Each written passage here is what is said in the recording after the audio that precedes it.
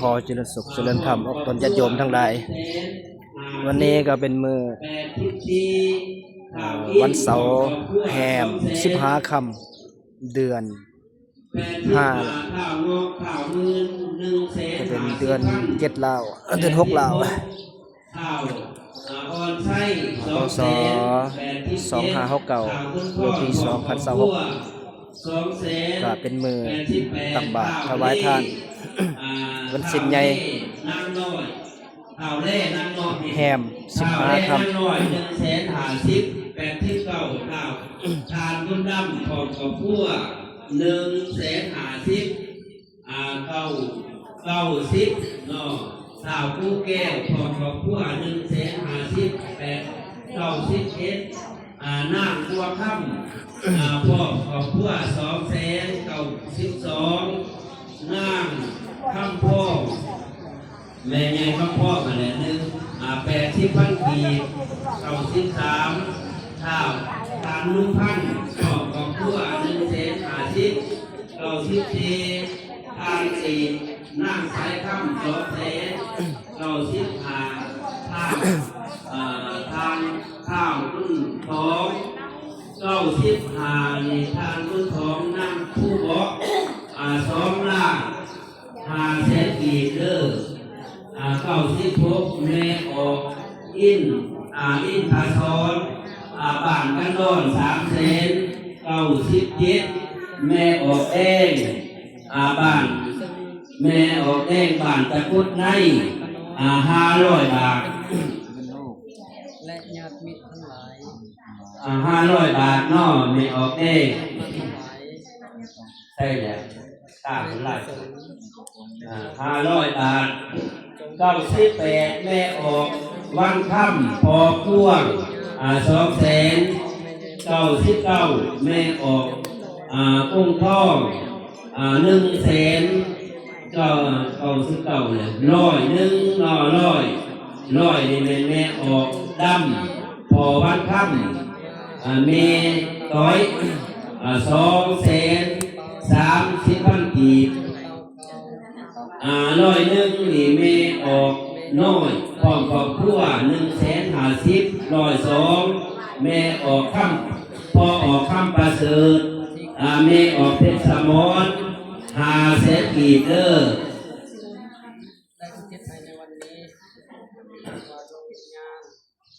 103เนี่ยพอสมปองนั่งจันหอม150,000 104สาวกีฬานั่งได้พ่อ150,000 105ข้าวแก้วตาพอครอบครัว150,000 106หน้าข้าวบุญนำข้าวบุญนำนาง150,000 107ข้าวแสงพระจันทร์นางกิม150,000 108ข้าววงนางขาย150,000 109นางมุกนางสีดา300,000 110พอสีก้อนแม่เตี้ย150,000 111นางขัน150,000 112นางทาง150,000 113เท่ากะลิก80,000 114นางกี้เท่ายิ้ม200,000 115แม่ออกบุญท่าน150,000 116เท่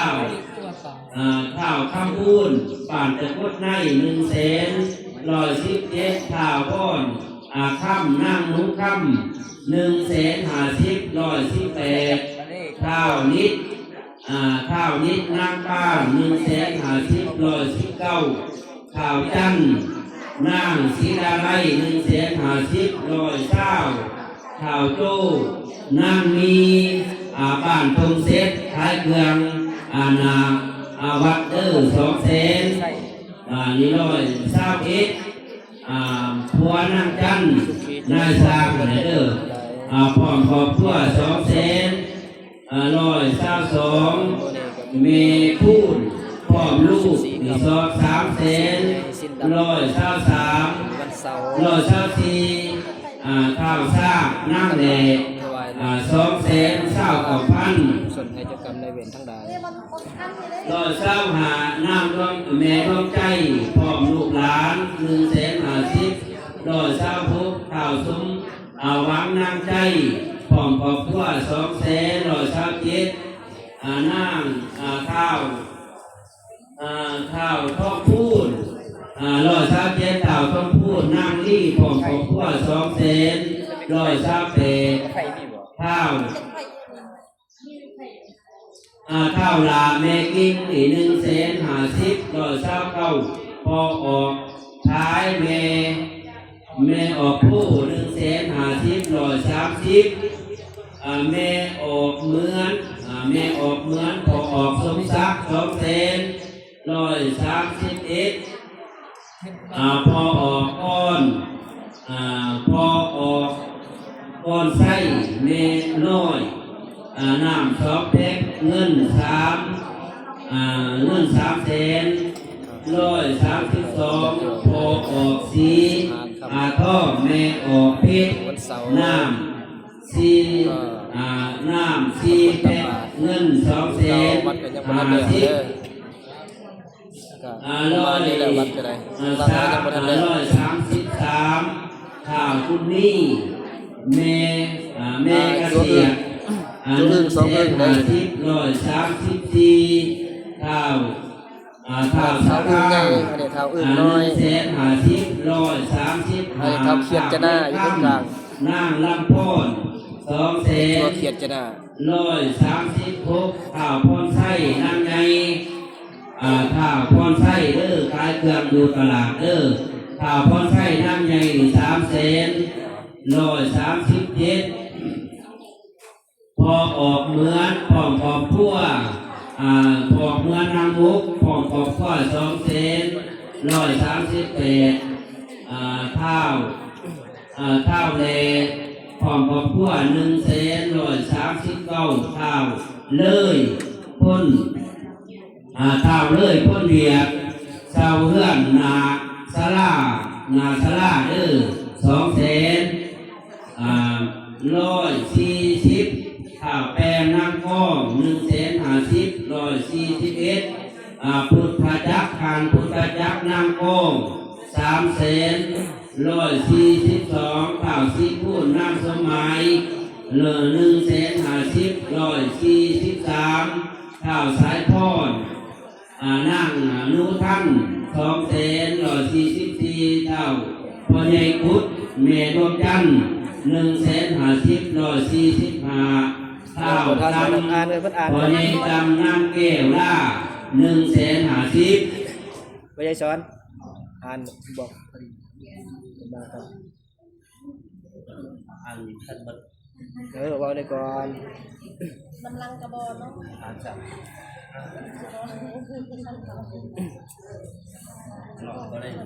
เนี่ยค่อยอ่าน พอดใส่ละ ใส่บาตรเลย 145อ้าวจื้อไว้ตู้ใหญ่อันเด้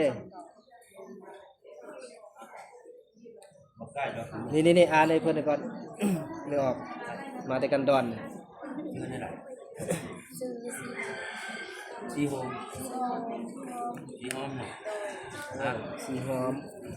สิว่าสีหอม มีออกมาแต่กันดอนเพิ่นมาสร้างหนักทำบุญนำกันเด้อนี่เด้อเพิ่นเองมาถวายสักดอกไผ่เนาะอันนึงแล้วก็น้ำดื่ม1 แพ็คปัจจัย50,000ขอให้บุญคำนำสู่เด้อลูกหลานเด้ออยู่ดีมีแห้งเสริมสร้างบารมีนำกันลูกเก่าลูกหลานบ้านไก่เกินเพียงบ้านขนอนเฮาเนาะบอกว่าได้ยิน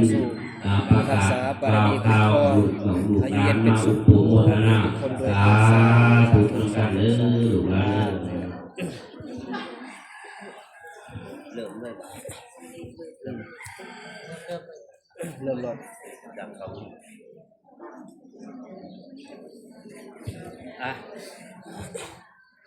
กักเยี่ยมบัดนี้เนาะเอาทางพิธีอันนี้ยุดก่อนจะมาจะอ่านให้เด้อ ยับขึ้นมาเด้อยับขึ้นมา มาเด้อพี่เด้อ ยับขึ้นมาทั้งเทิงพี่เด้อยับขึ้นมาทั้งเทิง เฮ้ยเลิกพนันด้วยเพิ่งเฮ้ยเลยยะแน่ นี่เด้อ่านให้เพิ่นได้เด้เพิ่นมาเนี่ย เอ้ยบ่ได้ จดไว้เด้อ เอ้ยมีพิษเบยเอามาเอาจดพิกกรีเดี๋ยวไปเอาพิกกรี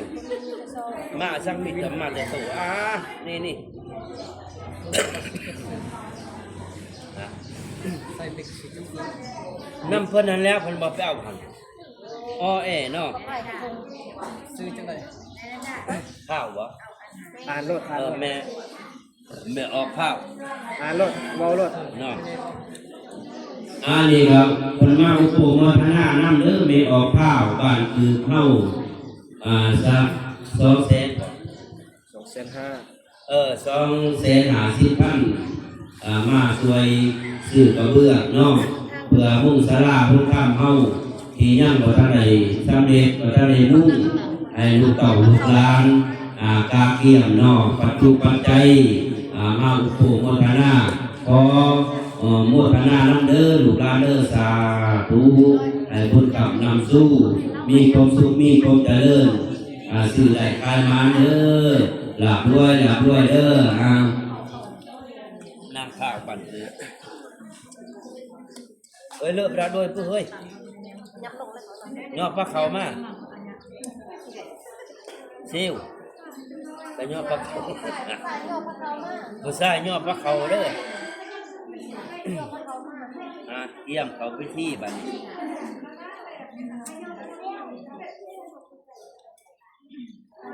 ้นี่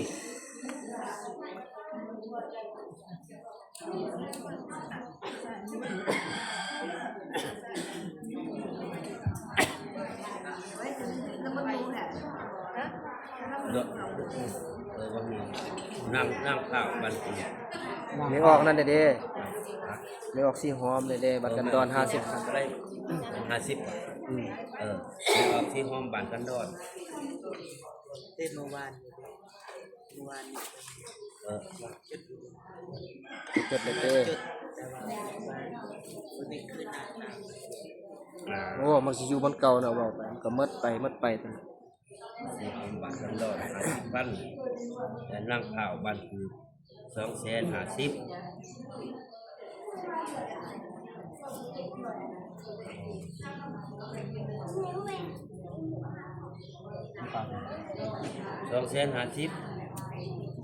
เสือกึมโน่นนี่เสือดูจดโน่นนี่คือกึมกติ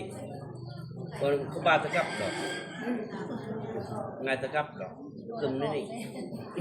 กับมันทั้งสบายจด50,000บานกันดอนวันนี้นั่งข้าวบันคือนี่250,000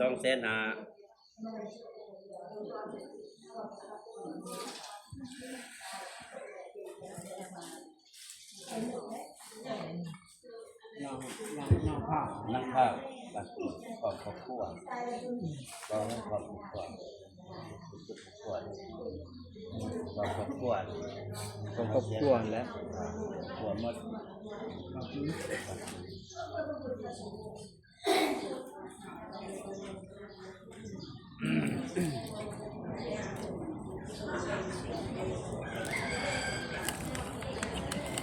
ได้ เชื่อมได้ เอาไหมพี่ได้อยู่โอ้ยยังแข็งๆ ยังแข็งๆเนาะ สำนี่ 250,000 ปูนเป่าหนึงยกได้น้ำแพ็คหนึงยกบ่ได้ก็บ่ว่าแต่ว่า มือเดียวเอง ยังแฮงอยู่กำลังยังเยอะ บัดนี้กาเกี่ยมเอาพิธีไหว้พระนับดินนอกจากที่เมื่อตอนนี้ลูกหลานมาตักบาตรถวายสังฆทาน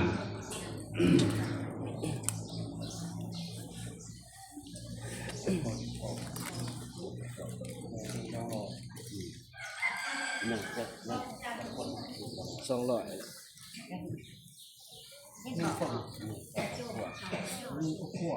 ต้องเลยป้ายแต่ว่า โน่นข้าว ท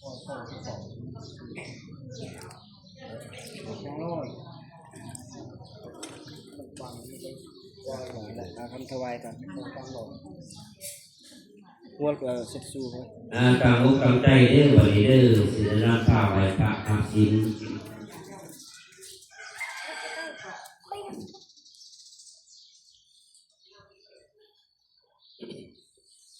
สาธุสาธุนะโมตัสสะภะคะวะโตอะระหะโตสัมมาสัมพุทธัสสะนะโมตัสสะภะคะวะโตอะระหะโตสัมมาสัมพุทธัสสะ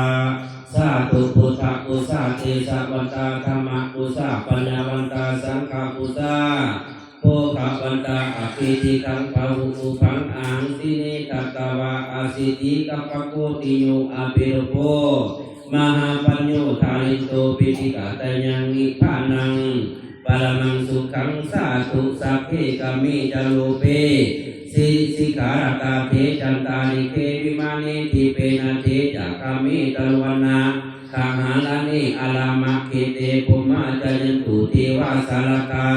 ลวิสเนยังคะคันทะปานาคาติสันตาสันติเกยังมุนิวัตวัจนังสาตาโวมิสุนันตุพุทธัสสะ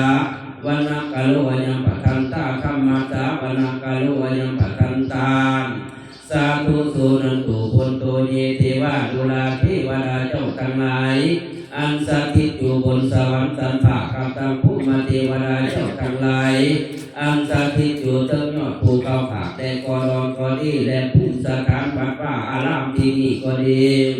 ขออัญเชิญญาคาคันธาปนาอันสถิตเตนะในเทิงบุกที่หกออกมาเพียงอแมนที่นี่ก็ดีขอจงเสด็จลงมาอนุโมทนาบุญน้อมภูกาทั้งหลายหมดทุกคนทุกองค์ได้ขอกระเถิดสาธุไหวพระ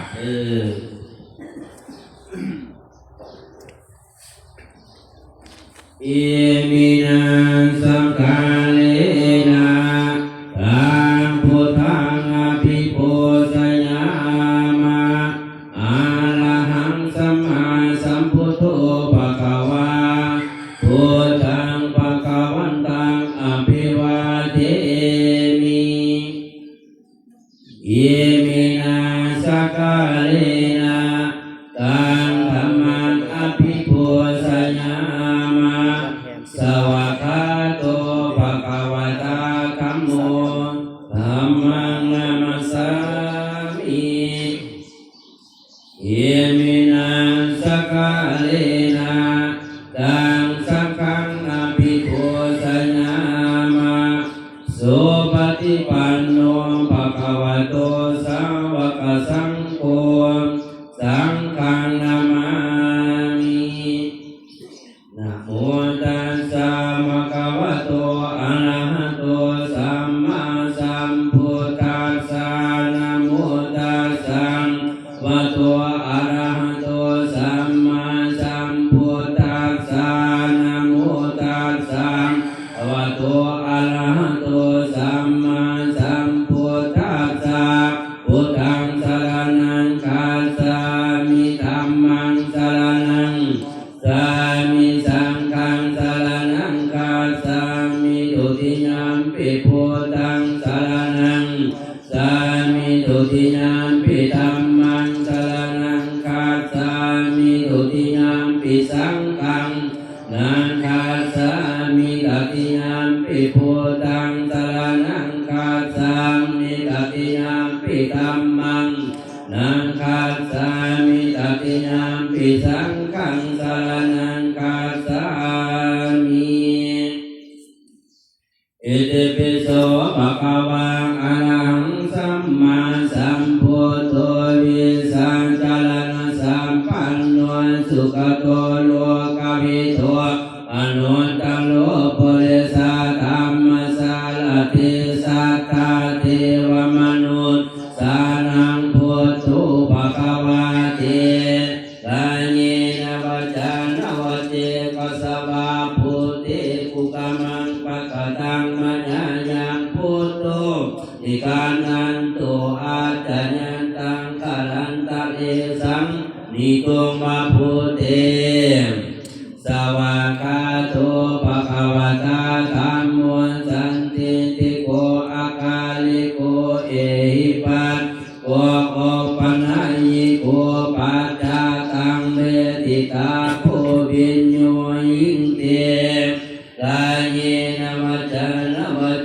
กัสสะวาธรรมิกุกามังปะกะตังมัญญายังคัมมุ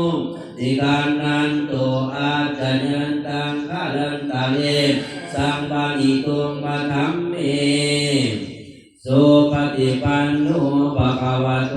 สาวกสังโฆอุชุปฏิปันโนภะคะวะโต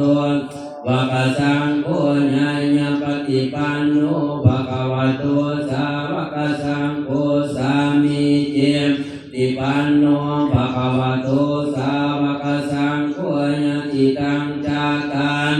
ติปุริสายุคานิยตาปุริสาบุคลาเอสาภะคะวะโตภะคะสังโฆอาวุนายโยภาวุนายโยตักขินายโยอันสาลิการณิโยอนุตตรังปุญญังปิตังโลกัสสะเท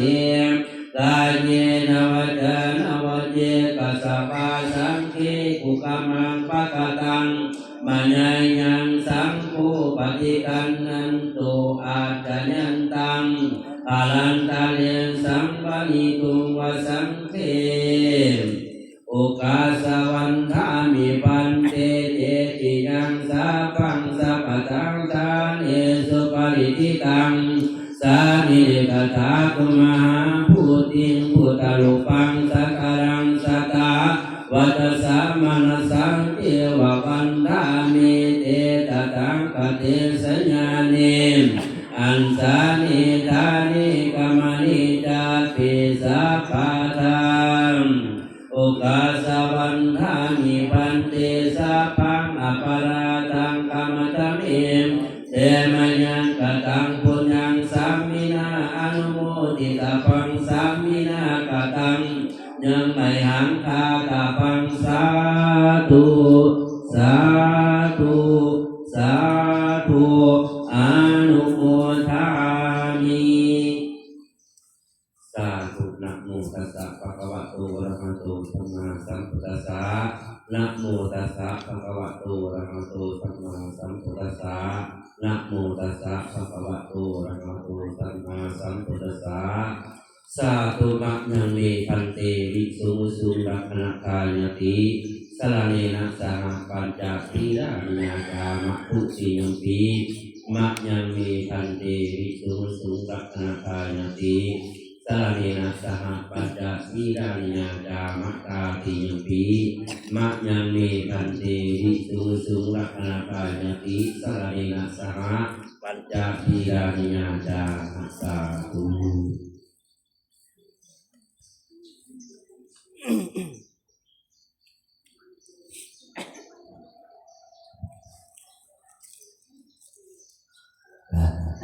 อบคุณญาติโยมเกี่ยวกับสมทานสินหาเด้อนะโมตัสสะภะคะวะโตอะระหะโตสัมมาสัมพุทธัสสะนะโมตัสสะภะคะวะโตอะระหะโตสัมมาสัมพุทธัสสะนะโมตัสสะภะคะวะโตอะระหะโตสัมมาสัมพุทธัสสะสาธุนะโมตัสสะภะคะวะโตอะระหะโตสัมมาสัมพุทธัสสะนะโมตัสสะภะคะวะโตอะระหะโตสัมมาสัมพุทธัสสะนะโมตัสสะภะคะวะโตอะระหะโตสัมมาสัมพุทธัสสะพุทธังสรณังคัจฉามิ พุทธังสรณังคัจฉามิธัมมังสรณังคัจฉามิ ธัมมังสรณังคัจฉามิสังฆังสรณังคัจฉามิสังฆังสรณังคัจฉามิโทติยัมปิพุทธังสรณังคัจฉามิโทติยัมปิพุทธังสรณังคัจฉามิโทติยัมปิธัมมังสรณังคัจฉามิโทติยัมปิธัมมังสรณังคัจฉามิโทติยัมปิสังฆังสรณังคัจฉามิโทติยัมปิสังฆังสรณังคัจฉามิตติยัมปิพุทธังสรณังคัจฉามิตติยัมปิพุทธังสรณังคัจฉามิตติยัมปิธัมมังสรณังคัจฉามิตติยัมปิธัมมังสรณังคัจฉามิตติยัมปิสังฆังสรณังคัจฉามิตติยัมปิสังฆังสรณังคัจฉามิ ติสารณะคามนังเนทิตา สาธุกาสะมะพันเต ปาดาติปตาเวระมณีสิกขาปะทังสมาธิยามิ ปานาติปาตาเวรมณีสิกขาปะทังสมาธิยามิ อะทินนาธาดาเวระมณีสิกขาปะทังสมาธิยามิ อาทินนาคานาเวรมณีสิกขาปะทังสมาธิยามิ กาเมสุมิสาจาราเวระมณีสิกขาปะทังสมาธิยามิ กาเมสุมิสาจาราเวรมณีสิกขาปะทังสมาธิยามิ มุสาวาทาเวระมณีสิกขาปะทังสมาธิยามิ มุสาวาทาเวรมณีสิกขาปะทังสมาธิยามิ สุราเมรยมัสสะปมาทฐานาเวระมณีสิกขาปะทังสมาธิยามิ สุราเมรยมัสสะปามาทฐานาเวรมณีสิกขาปะทังสมาธิยามิ กองพลงในหนึ่งเด้อสาธุอิมาในสิกขาปะทาในสิเรนะสุปฏิยันติสิเรนะโพกสัมปทา สาธุปัสเต สิเรนะนิพพุติยันติตัสมาสิลังวิสังทัพเย อานะพันเตสาธุ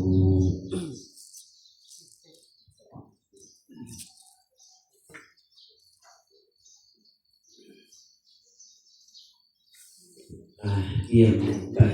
ครับเที่ยงใส่การใส่บาตรเพื่อไปเด้อ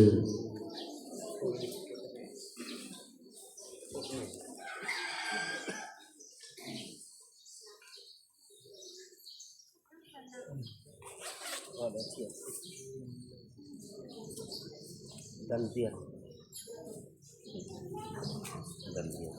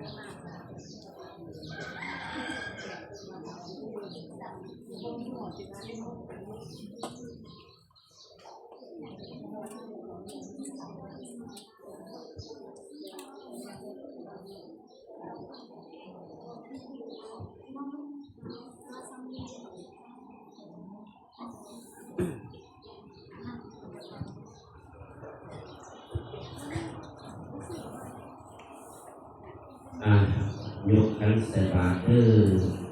จะได้นำผ้าถวายเครื่องใส่บาตรถวายผ้าเก่าเด้อสาธุสาธุนะโมตัสสะภะคะวะโตอะระหะโตสัมมาสัมพุทธัสสะนะโมตัสสะภะคะวะโตอะระหะโตสัมมาสัมพุทธัสสะนะโมตัสสะภะคะวะโตอะระหะโตสัมมาสัมพุทธัสสะสุตินังวัตเมธานังทานังวิปาริสุทธังอาสาวะคญาวะหังนิพพานาสังฆตังโหตุปุติยัมปิสุตินังวัตเมธานังทานังมิปาริสุทธังอาสาวะคญาวะหังนิพพานาสังฆตังโหตุตาติยัมปิสุตินังวัตเมธานังทานังมิปาริสุทธังอาสาวะคญาวะหังนิพ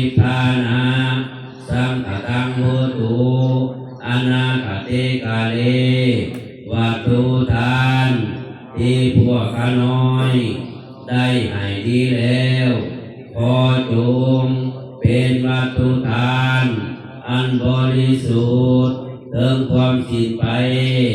แห่งอาสวะของกิเลสเครื่องรองสันดานในอนาคตการเบื้องหน้านั้นเถิดอิมานิมะยังพันเตปินดีปาตานิภัตตานิสาปาริวารานิภิกขุสังฆัสสะโอโนสยามะสาธุโนพันเตภิกขุสังโฆอิมานิมะยังพันเตปินดีปาตานิภัตตานิสาปาริวารานิปฏิคันหาตุอัมมะหากังทิการตังอิตายะสุขายะข้าแต่พระสงฆ์ผู้เจริญพวกข้าน้อยทั้งหลายขอน้อมถวายซึ่งเขาบิณฑบาตของภัตตาอาหารกับทั้งตุนกะละพึกบริวารทั้งหลายแก่พระภิกขุสงฆ์ขอพระภิกขุสงฆ์จงหาของหมู่ข้าน้อยทั้งหลายเพื่อประโยชน์และความสุขและความเจริญแก่หมู่ข้าน้อยทั้งหลายแก่ญาติทั้งหลายสิ้นกาลนานเถิดพวกข้าน้อยทั้งหลายขออุทิศบุญกุศลทั้งหลายเหล่านี้ให้แก่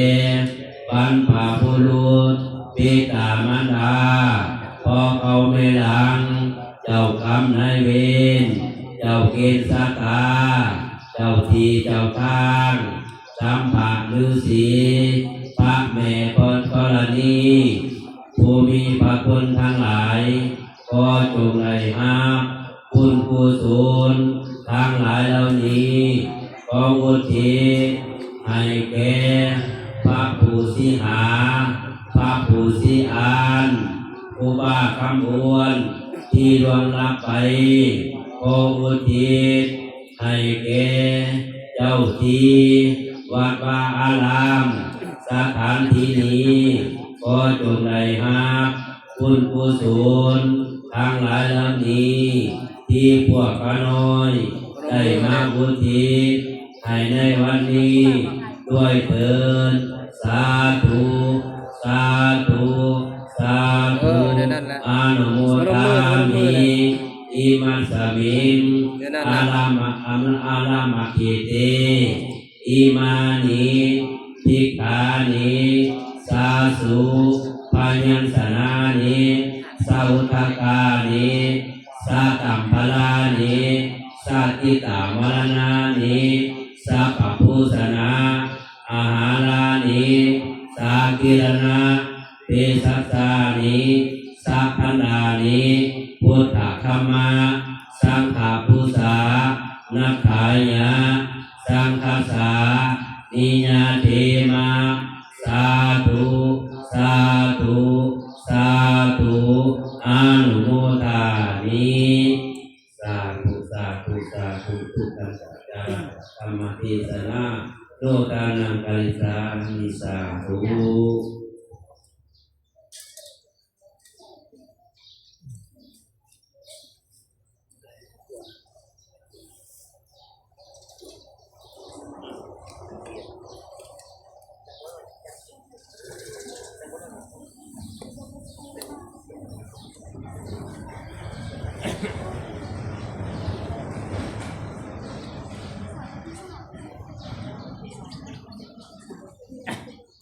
หวนไปตั้งอยู่โต๊ะส้มตัวนั้นได้จักหน่อยไปถ่ายมาตรงนี้จักหน่อยขึ้นตั้งอยู่โต๊ะนึงเด้อ ท่านเนี่ยเอาแล้ว เว้นเว้นเว้น มาบอกไก่ตีเทียนไก่พอโชว์บ่ ไม่ใช่โซไม่ใช่โซผ้า มาแล้วนะผมไปเห็น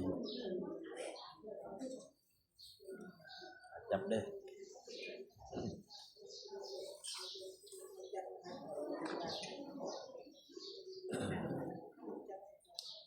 นำเด้อนะโมตัสสะภะคะวะโตอะระหะโตสัมมาสัมพุทธัสสะอิมัสสมิงอาลามะเกเตอิมานิภิกขานิสาสุขะยัญสนานิสัพ แม่น พะ มันยกท่องว่าหั่น สัพตัมภาลานิโพสุสัพพะโภชนะ อยู่บ้านเฮาว่า อาหารานิสากิรณะเภสัชสา ฮะ นิสัพพันดานิพุทธคัมมาสังฆปูสา คล้ายๆคือผมออกมาแต่เวียงหั่น สังฆาสานิญาเทมาทุติยัมปีตาติยัมปีอิมัสสมิงอาลามะกิเตอิมานิ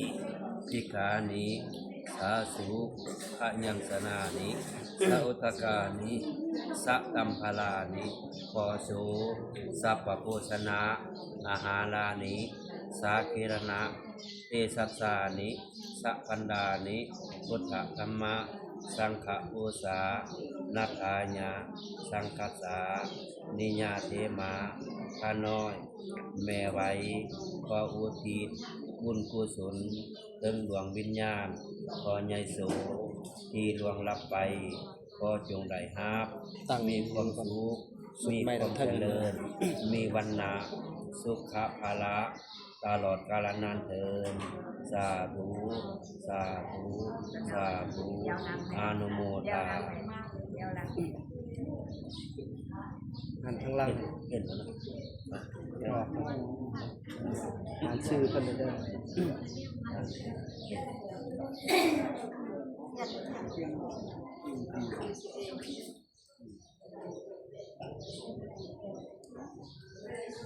อาจารย์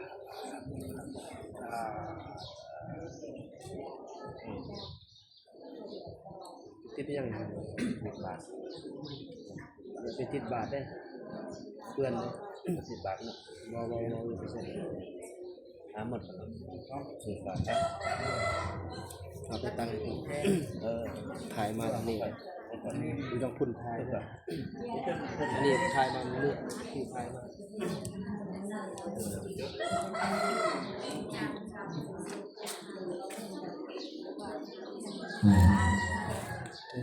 เรียนทองใจใส่บาตรให้สนุกสวยกุศลให้สมุทีพระคุณและเจ้ากรรมนายเวรเจ้าผู้เจ้าที่พระแม่ธรณี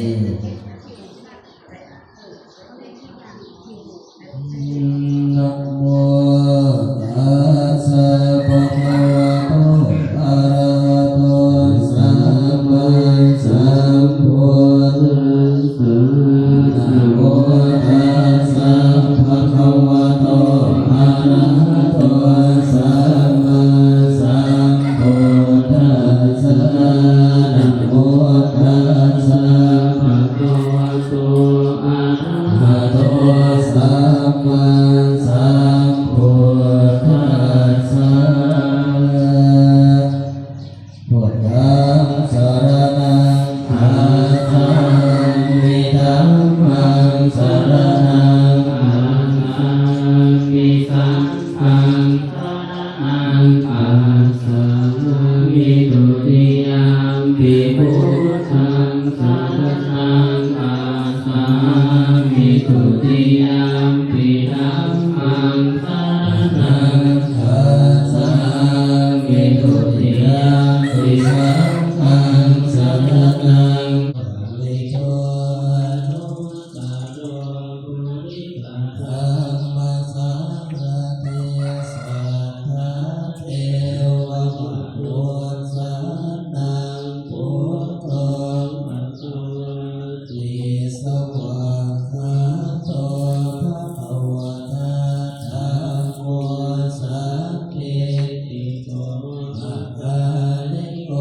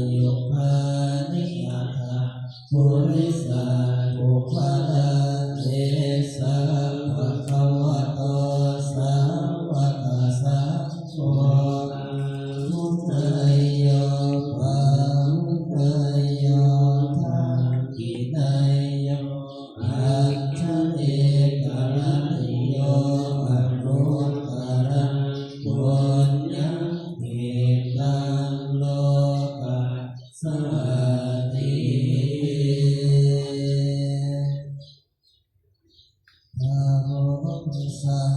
สสะมะพิเนมิตัสสะวุตันตังคาริมินารังโมติกะโมรัสสะเสนะมารังนานาทิตังมาวิทินาสิตาวังโมเนโทตันเตชัสสะภะวะตุเตชยมังนารานิอารังติเรกัมมัทธิโยสิตัสสะภะรามิโหราปันนังลาวะกะมังธัมมะทันทายันรักขันติโสตันตาวิทินาสิตาวามุนิโทตันเตสัสสะภะวะตุเตชยมังอารานินาลังกิริกัจจวารังยันตะโพตังภาวะขิจังธัมมสมิวะสุทายุนันตังเมตัมโพเทววิทิตาสิกาวันโมเนโทตันเตสัสสะภะวะตุเตมังคารานิโภทิกะขะขะมะทินาทาสุตารุนันตันตาวันติโยชนะภะทังปุริมังภะวันตังอิติปิสัพพะตมะโนสิกาวาโมเนโทตันเตสัสสะภะวะตุเตสยมังคารานิกัตตวานะกัตถาโมทารังเยวะคาปิติยาเยจายะพุทธาวาจานังเสสังเตนะโสภาวิทิตังสิกาวาโมเนโทตันเตสัสสะภะวะตุเตชยมังอารานิสัจจังวิหังยมตินาทักเกโตวาทาติโรภิกามนังอธิหันตโพธังปัญญังปฏิปัจจัยโตสิกาวามุนิโทตันเตตัสสะภะวะตุเตอานินาโกตันหาพุทธังวิพุทธังมหิเตปุเตเยระโรสะเกนะกัมมาภะยันโตอิโตปะเทสาวิทิตาสิกาวังโมเนโทตันเตสัสสะภะวะตุเตชยมังคารานิโทภะปะเกติปุสะเกนะสุทาภะนังธัมมังวิโยเทสุติปะปะพิตานังญาณังสัพเพนะวิทินาสิกาวาโมเนโทตันเตสัสสะภะวะตุเตชยมังคารานิเอตาปิปุตตะสยมังคารานันทาทาโนวาจโนทิกาทิเตสารเตมะทันเตกะวันนานิกาเวเวทานิจุวันทวานิโมหะโสภะปฏิภาณโรสัพพัญโยมหาการิโกนาโนหิตายะสัพพะนินังโภเลตวาปานามิตัญจาปันโตตังโคติม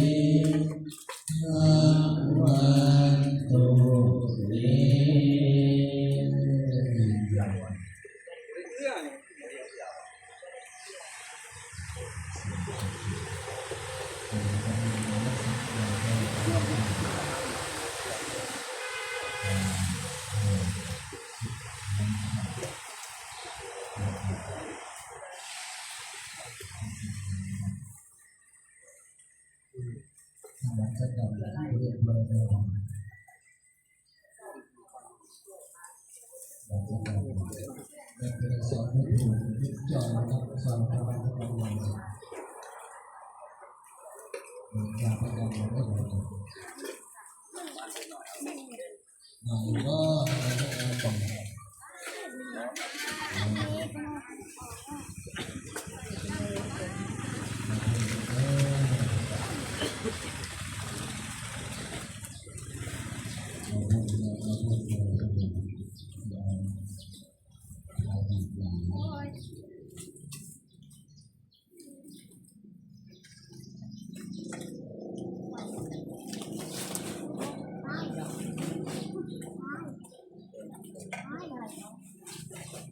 ขอโปรโมทนาได้ผู้รับผ่านจอสภาทั้งหลายที่เป็นเจ้าผ่านจอสภาสื่อเรื่องและก็วัดใหญ่วัดเทียนบอกกันก็ขอไม่ออกยังไงหลอกซีโร่ไม่ออกมาโปรโมทนาดอกไฟเรื่องยอดและก็น้ำเล็กแท้ปัจจัยหาสมพักีและก็หลวงผ้าทางบางที่นะ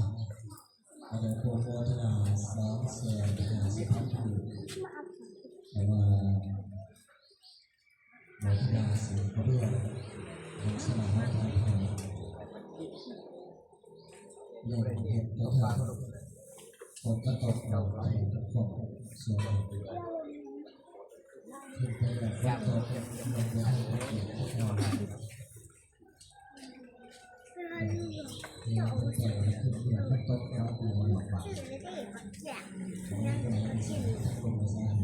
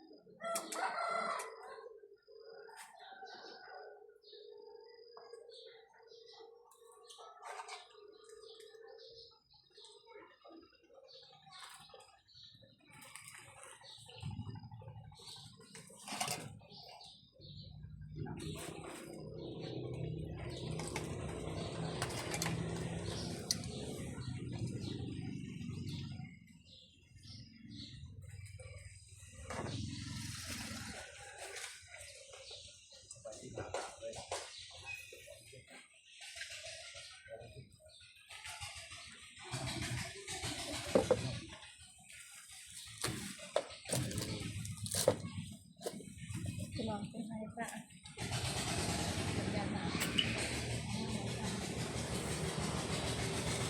กิน